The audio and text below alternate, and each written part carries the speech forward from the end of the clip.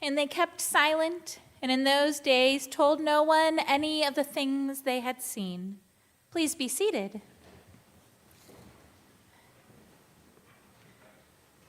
We're going to do a little bit of audience participation real quick. Ready? We're going to do it by a show of hands, and I don't mean a show of hands, I mean a show of hands. And it's all about coming to St. John's, so it's not like a big confession or anything. Here we go. Raise your hand if you started coming to St. John's less than a year ago. So to make it easy, since Ash Wednesday was last year on Valentine's Day, have you started coming since then? Wonderful. On the other hand, raise your hand if you've been coming to St. John's since you were born. Good. Some of our littler ones are raising their hands. Raise your hands if your parents came to St. John's. Good. Your grandparents? Your great-grandparents? Our little ones are still raising their hands. Good. Raise your hand if you were or still are something other than Episcopalian. Good to know. Raise your hand if you came here because someone invited you or brought you here. Parents totally count in this case. Awesome. Now we're going to get a little tougher. Raise your hand if you have ever brought someone to church with you who didn't already attend St. John's. Raise your hand if you've invited people to join you at St. John's, and keep your hands raised if it was in the last 6 months. Very good. Thank you. Now go ahead, stretch your shoulders. We're done with that part. Very good. Instead, we're going to move on to some statistics, hard numbers. Those of you who don't like numbers, I'm sorry, just tune this part out. It's going to start sounding not so good, but I promise if you keep listening, it will get better. All of these statistics are from either the Pew Research Center or the Episcopal Church. I differentiate in the sermon. And the Pew Research Center started doing the religious landscape study in 2007.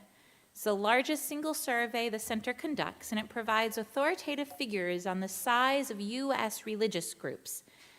In case you were wondering, the U.S. Census no longer keeps information about religion.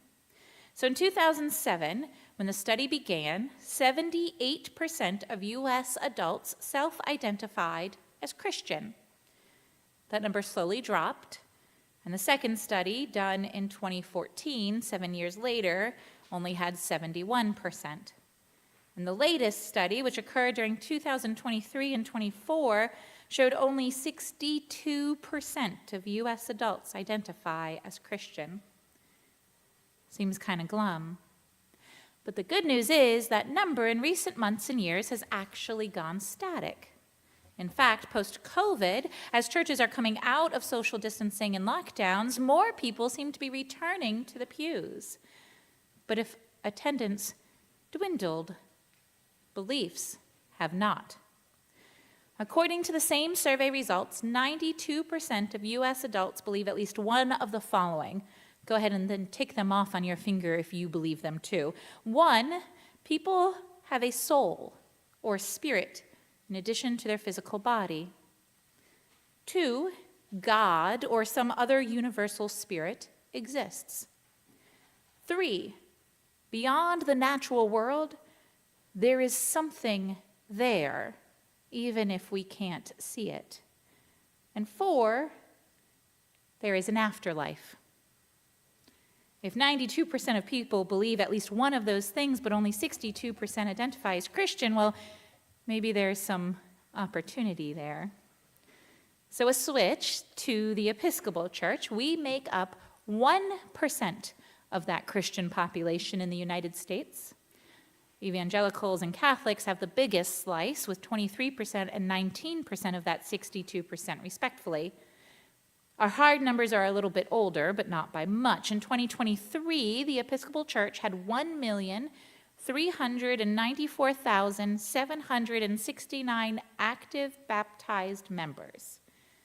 That means people who are baptized, known to the treasurer, as in give money, and come at least 3 times a year. Across the country, on an average Sunday in 2023, about 386,468 people were in an Episcopal pew. That's a 10% increase from 2022, which saw a 20% increase from the prior year, 2021. Granted, again, 2021 was a wacky year, but still. St. John's has also seen growth. In 2022, we had 276 active members, with an average Sunday attendance of 91 people. These are reports we have to submit to the diocese and the national church every year. In 2023, we had 368 active members, with an average Sunday attendance of 107 people. Almost 100 more active members from 2022 to 2023. Yeah. So going back to our hand-raising exercise, those of you who started attending in the past 3 years, thank you and welcome. And now, if we're talking about church growth, there is one thing we can do above all other things we can possibly do that will encourage church growth. You knew that's where I was going with these numbers. Come on now. Before I get to the big reveal, though, real quick, I'm going to step up on my soapbox. Church growth is a goal or an church growth is not a goal or an objective. It's a side effect. It's what happens when we are living into our authentic selves as a worshiping community as St. John's Church. And also, church growth can be a bit ambiguous, because what are we growing? The number of people who know that we are the oldest continuously worshiping English language church in North America? Well, I'm pretty sure the news headlines did that for us real well recently. The number of people who know where we are located? The number of people who know someone buried in our graveyard? I could keep going, but you probably get the idea. So back to the point, if we're talking about church growth and we want St. John's to grow, as in have more people here on a Sunday morning, there is one thing above everything else that we could possibly do that would make St. John's Church grow. Yes, it's being authentically ourselves. Yes, it's focusing on what we do well and working on those growing edges. And the biggest way to grow? Invite people. Tell people about us, about your faith, and not just your faith community. You want more people sitting in the pews? So much so that you have to crawl over them to get to that spot you've been sitting in since you were baptized as a baby? Bring them with you to sit there. Bring your neighbors. Bring your friends, your second cousin twice removed, that woman at the checkout line in Food Lion. And don't just invite them. Tell them about all the amazing things that we all, St. John's, is doing. Tell them about the special events and the sacred moments, about the community, the friendships and support systems. Tell them about the spiritual experiences of feeling closer to God. Tell them about those moments that I call God sightings, when we get to see a hint of what God's glorious kingdom will be like when it comes. We're not as lucky as Moses. Our faces don't glow when we witness God. We have to use our words. In today's gospel reading, Peter, John, and James are invited to join Jesus in prayer, and they go up to the top of a mountain. It always seems to happen on a mountain. And while Peter and John and James are barely able to stay awake, they are awake enough to see something magical, something sacred. They see God, and they hear God. They experience God. And yet, when they all returned to the rest of the crowd, they kept silent, and in those days told no one any of the things they have seen. Why? Why keep it to themselves? Why keep all of this to ourselves? St. John's Church is a magical place, a sacred place. Why wouldn't you want to brag about it, about us, to the people around you?